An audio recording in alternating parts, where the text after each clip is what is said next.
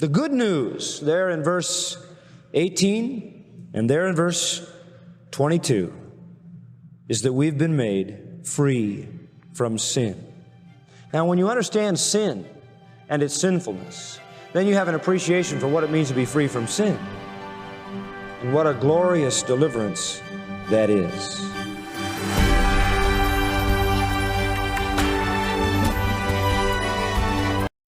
Now we're looking at Romans chapter 6, verses 15 through 23. In the first 3 chapters of Paul's epistle to the Romans, he presented the utter sinfulness of sin. He painted a picture that's horrifying, to put it mildly. And men must understand their sin. They must understand the sinfulness of sin. Else they will never be able to understand God's forgiving grace. Now, when one becomes a Christian, the power of sin is broken. Sin's tyranny is ended. And that's why we see twice in this passage the statement, free from sin. Free from sin. The good news there in verse 18 and there in verse 22 is that we've been made free from sin. Now, when you understand sin and its sinfulness, then you have an appreciation for what it means to be free from sin. And what a glorious deliverance that is. Just remember this, that Paul's discussion is triggered by an antagonistic question in verse 15, and we said that this was the question of the antagonist. Paul has heard this question before. He's preaching grace, so somebody inevitably comes along and says, oh, grace. In other words, we should sin because we're not under the law, but under grace. Is that right? We're free now. We're under grace. God forgives our sins, so we just can go out and sin all we want. And this is always the antagonist criticism of the message of grace, that grace leads to lawlessness. Grace leads to antinomianism. Grace leads to unbounded liberty. Grace leads to abuse. And so people say, you can't just preach grace. You can't turn people loose. You got to preach the law and the rules and so forth. And so the question comes, shall we sin because we're not under the law but under grace?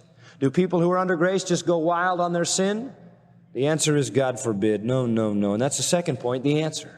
And Paul's answer is no, absolutely not. Grace is not an excuse for sin. Grace never transforms someone into a freewheeling sinner. Quite the contrary. And that leads us to the axiom of verse 16. And here is a self-evident principle. It's just a very basic principle. Know ye not that to whom ye yield yourselves servants to obey, his servants ye are whom ye obey. And you can stop there for a moment. All he's saying is that, look, if you've yielded yourself as a servant to God in Christ, then the very definition of that servitude is that you have come to obey Him, not disobey Him. You didn't willingly yield yourself to Christ to disobedience. You willingly yielded yourself to Him to obedience. So we have a new master, and it is self-evident in an axiom, in that obvious principle, that when you yielded yourself to Christ, you became obedient unto righteousness, verse 16 says. Now, whether you yielded yourself to sin, as in your former life, which resulted in death, or whether you yield yourself to obedience, which results in righteousness, it is a self-evident fact, when you yield yourself as a slave to someone, you commit yourself to obey. So when you become a Christian, you're not committing yourself to a life of disobedience, you're committing yourself to a life of obedience. That's basic to the very definition of terms. And no longer then, according to verse 16, is our master sin. Our new master is obedience. And we are subject to the Lord who produces in us obedience unto righteousness. Not only is this an ethical bond, it is a creative miracle. In other words, when you become a Christian, you are not only ethically bound to obedience, you are creatively made into an obedient person. So it is not only an ought, that is an imperative, it is a fact. A Christian is characterized by obedience. Jesus said it, if you love me, you will what? Keep my commandments. And the question comes up in the New Testament, if you don't do that, then no matter what you say, you don't know Him. Because when you come to Christ, you are affirming your identification with a new master, and you are creatively transformed into one who obeys. So it is not only an ethical bond, it is a creative miracle. You not only are supposed to obey, you will obey. It is a state. Now, if we were under the bondage to sin before we came to Christ, we are now under the bondage to obedience. Grace then gives us a new master. Now, in order to help us understand this, we move from the axiom of verse 16 to the argument of verses 17 to 22. We got into this a little last time. Let's see if we can't run through it. Here's his argument. Here's how he explains the thing that he said in verse 16. It is an extended contrast between the two slaveries. You're either a slave to sin or a slave to God. You're either disobedient to God or obedient. You either do what sin tells you or you do what God tells you. And we'll expand on that as we go. But let's look first of all at the position. The contrast flows from position to practice to promise. Look at the position of the two people. That is their state. Verse 17, but God be thanked that whereas you were the slaves of sin, ye have obeyed from the heart that form of doctrine to which you were delivered, being then made free from sin, you became the slaves of righteousness. Now, what he's saying here is there are basically two positions. You can either be a slave to sin or a slave to righteousness. That's the position. There are only two families. Every person is in one of these two families. It is either the mark of your life that you obey sin, or it is the mark of your life that you obey righteousness. This is identity. Now, before you were a Christian, you had to sin because sin was your master, and you had no other option.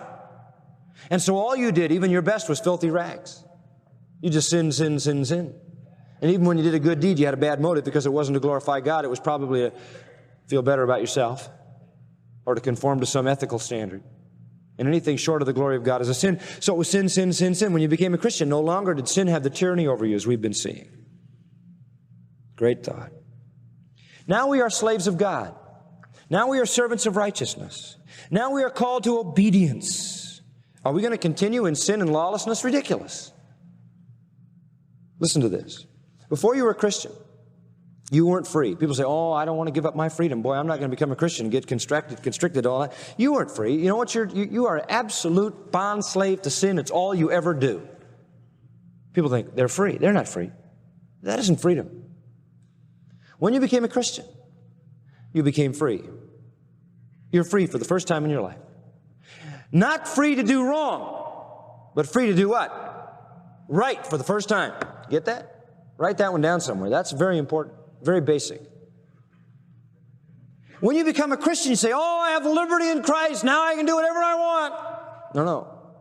No, you're not free to sin now. You're just free for the first time in your life to do what's right. And that's a nice freedom. What it means is that before you were saved, you had no choice. Now you have a choice. And because sin is not your master, you can choose what is right. Isn't that great? So Christians aren't people who are free to do wrong. They're people who are free for the first time to do right. Now, does that give you a different perspective on Christian liberty? People say, boy, now that you're a Christian, you're under grace. We don't have to worry about this, and we don't have to worry about that. We can do it. That isn't the point. In fact, if you live like that, I question whether you're under grace at all. The great freedom of being a Christian is the freedom to do right for the first time. So two slaveries. And we saw their position. One begins at birth, and one begins at new birth. And you're either under the bondage to sin or under the bondage to righteousness. And if you're a Christian, you've been freed from sin. You no longer belong to that old master. Righteousness is your master. Obedience is your master. The Lord is your master. And you've been creatively made to obey and are also ethically bound to obey. You can obey, and you should. Now let's look from the position to the practice. Verse 19. And this is kind of an interesting beginning. He says, I speak after the manner of men because of the infirmity of your flesh. That's a most interesting statement. He says, I want you to realize that I'm using an analogy here about masters and slaves as an accommodation to your humanness. In other words, folks, it's hard to put supernatural, eternal, incomprehensible, miraculous data into these little puny heads. And Paul says, I'm trying to accommodate you the best I can. So I'm speaking after the manner of men. In other words, I'm bringing it down to a human analogy of a slave and a master so that I can accommodate the infirmity of your humanness. And I think it's important that Paul says that, because in any analogy that you ever find, there always is a breakdown in a human analogy, isn't there? And some people would be listening to this slave-master deal, and they'd be trying to follow that analogy all the way out, and they'd get kind of confused. And so he says, look, this is an accommodation made necessary by our fallenness. We're just trying to understand it the best way we can. Just as a note, he says, I speak in this manner because of the infirmity of your flesh. Now, that is a very important word. We're going to see it again as we go through Romans. Very key word. It means our mortality. It is a parallel term to the term we saw over in verse 12, your mortal body. Your mortal body. And that's where sin finds its bridgehead. And so he says it's because of your mortality, your body of sin, your humanness, where sin resides. Not the new you, the sanctified you that we talked about. Not the new resurrected you walking in newness of life. Not the new creation fit for eternity. But sin that's in your mortal body, that's in your humanness, that's in your flesh. The flesh is the faculty of man influenced by sin. And even though we're Christians, as long as we possess humanness, as long as we are wrapped in these bodies that are fallen, we are going to have a struggle with sin. Not sin in the new creation, but sin in the flesh which encases the new creation until we are glorified. And we saw that earlier in our study. And we're weak in our understanding. We are weak because of our fallenness. And so Paul is accommodating us with a human analogy. Now he moves on in verse 19. For as ye have yielded your members servants to uncleanness and to iniquity unto iniquity, even so now yield your members servants to righteousness unto holiness. This is a great, great truth. Now he's not talking about our position anymore. He's talking about our practice. He has stated already that we have a new master. Verse 18, we've been free from sin and become the servants of righteousness. That's our position. We are the servants of righteousness. We do respond to righteousness. We do respond to obedience. We do respond to God. And now, most interestingly, he says in verse 19, as you yielded your members servants to uncleanness in the past, even so now yield your members servants to righteousness. In other words, he says, this is who you are in verse 18, and now in verse 19 he says, now act like it. Now act like it. Get your practice lined up with your position. He's not talking about nature, the nature of an individual in verse 19. He was talking about that in verses 17 and 18. You're either by nature a servant of sin or by the new nature a servant of God. But he's now talking about your lifestyle. And he is saying your lifestyle must accommodate your nature. Now that you don't have to be a slave to sin, now that you are a servant of righteousness, act like it. But he is saying here, since you don't have to sin, don't sin. And the picture is very clear. First of all, as you yielded your members servants to uncleanness and to iniquity unto iniquity. In the past, that describes the first family, the family of those who are in sin positionally. Their practice is to continually yield their members, again having to do with your physical faculties, your humanness, to sin, as that was their lifestyle. That's all they can do. They yield their members, slaves, to uncleanness. That's basic. That's life for them. The word members, again, remember, means bodily parts, the flesh, the mortal body. You see, the person in the state of sin has no choice. He has to yield, and that word means to present or offer. He gives his body to sin. It even uses the word uncleanness. That's the word of inward pollution. And then he uses the word iniquity. That's the word of outward lawlessness. So he says that before you became a Christian, when you were in the family of sin, you were polluted on the inside and you were evil on the outside. You just continually yielded yourself to that, internally and externally. There's no choice involved. Absolutely no choice. The body of sin in an unregenerate person, listen now, is in complete harmony with the nature of man. The nature of man is sin, and the body of man is sinful. So his nature and his body are in total harmony. His soul and his body are in agreement on sin as his master, and so he just sins. They're doing evil continually. Continually. Now notice the progression. You yield your bodily parts, servants, to sin, to uncleanness and iniquity. Then it says, unto iniquity. Most interesting. Guess what sin leads to? What? Sin. More sin. Sin begets sin. It is cancer, folks. It is cancer. It reproduces itself. It is a cruel master. Oscar Wilde, great writer, brilliant mind, very esteemed man, secretly was involved in homosexual relationships and other deviant behavior. And he was discovered. And he wrote, I forgot that what a man is in secret, he will someday shout aloud from the housetop. Sin begets sin. It's discovered. There's no way to stop it. I always think about Sinclair Lewis, who was the toast of the literary world, and he wanted to mock Christianity, so he wrote Elmer Gantry. And Elmer Gantry was a blast at Christian preachers and evangelism, making the featured character a Bible-pounding, Jesus-preaching alcoholic, fornicator, and thief, everything bad. Literary world toasted Sinclair Lewis, and few people know that he died an alcoholic in a third-rate clinic somewhere outside the city of Rome, totally devastated.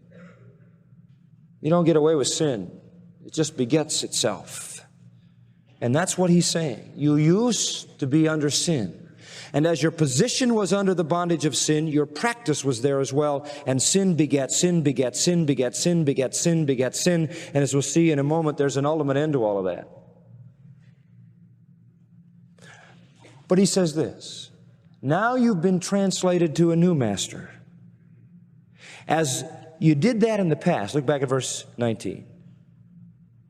Even so now, present, offer, yield your bodily parts, servants to righteousness, which produces what? Holiness. As your members were 100% yielded to sin before Christ, so they should now be 100% yielded to righteousness since Christ. Now remember, the new creation soul is sinless. It's not I. It's sin that's in me, in my humanness. The bodily parts, our mortality, our fallenness, our corruptible humanness must be yielded. And as I said earlier, for the first time we have a choice. That's our freedom.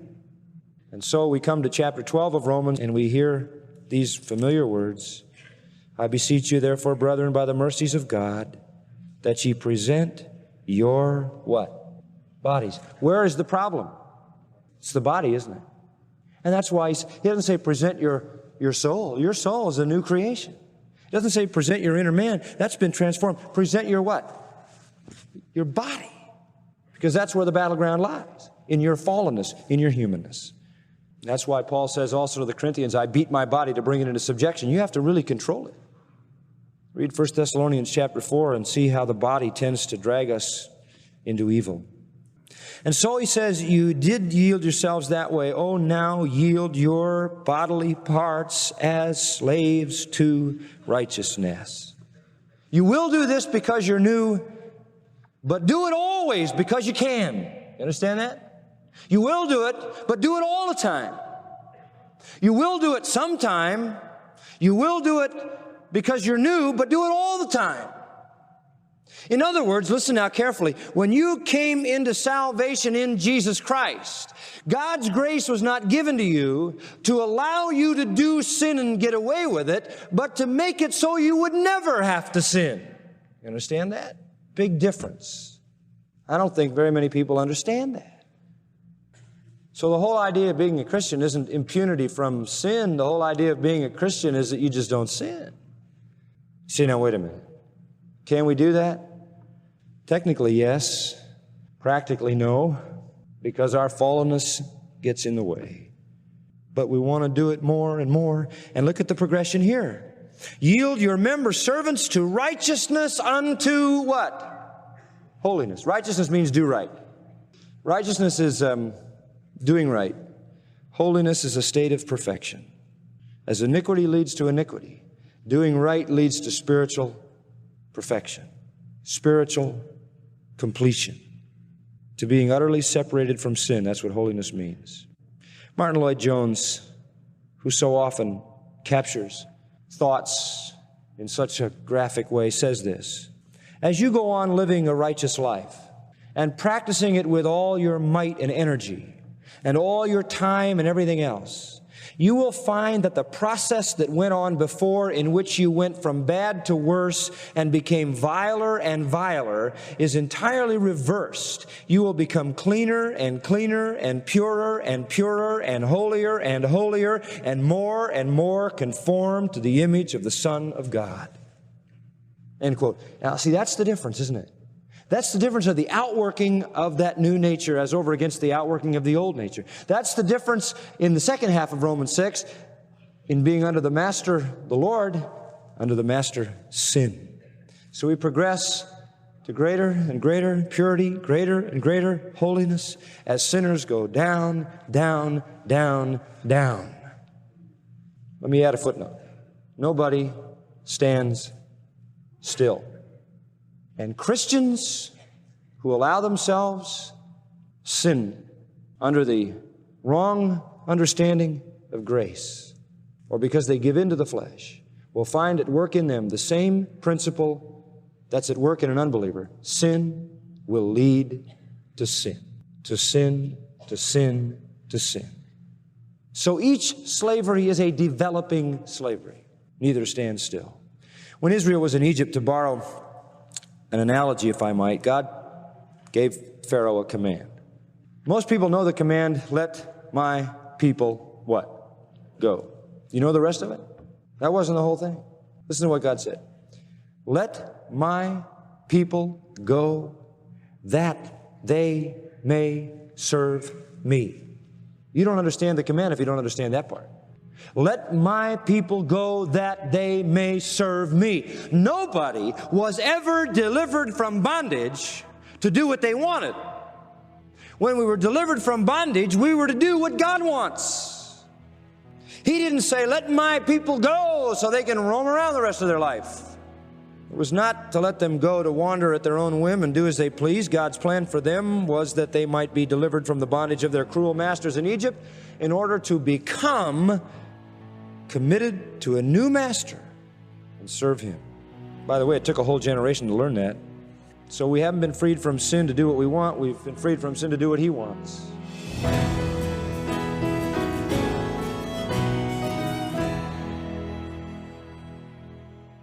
That's John MacArthur, Chancellor of the Masters University and Seminary, showing you how to break the bonds of sin. Freedom from Sin, that's the title of John's current study here on Grace to You. John, here's a question that keeps coming up. We hear it from a lot of listeners, so I'm going to ask it to you again. Can a Christian expect the fight against sin to wind down as life goes on?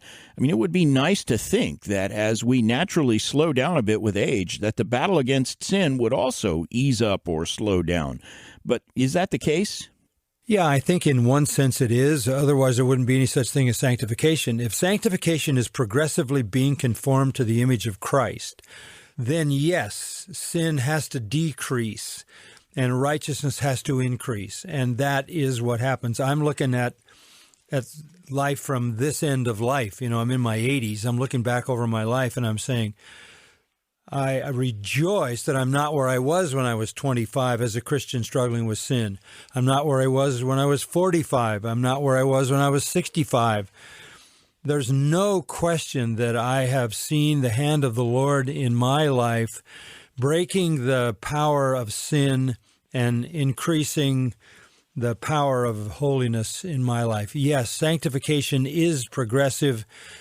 It is the leaving of sin to embrace righteousness. That is happening all the time as the means of grace are applied to a Christian's life.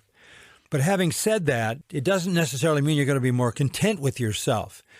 My experience has been that I am less content with myself because I now see sin for what it is. And sin is a bigger issue to me now than it was when I didn't understand how horrible it was. So I've explained it through the years this way. You sin less and feel worse. Right. That's why you come to Romans 7, as we're doing in this series. We'll get there pretty soon. And you hear Paul say, "Oh, wretched man that I am." You say, this is a guy who's a model believer who is gaining victory over sin and temptation, and yet he calls himself a wretched man. It isn't because he's more wretched or even as wretched as he used to be. It's because sin is more wretched than it used to be now that he's coming closer and closer to Christ. So you're in it for the fight lifelong, and we want to help you with that. Here's a tool, the MacArthur Study Bible. I hope most of you have one. If you don't, you need to get one. 25,000 footnotes detailing and explaining every verse essentially in the Bible. We have hardbound editions, leather editions available in New American Standard, English Standard, New King James. And now through this Friday, by the way, the MacArthur Study Bible, nearly all of our resources are discounted 25% off the regular price. So get a copy of the MacArthur Study Bible today, or pick one up even now as a Christmas gift for a loved one. Take advantage of our discount pricing.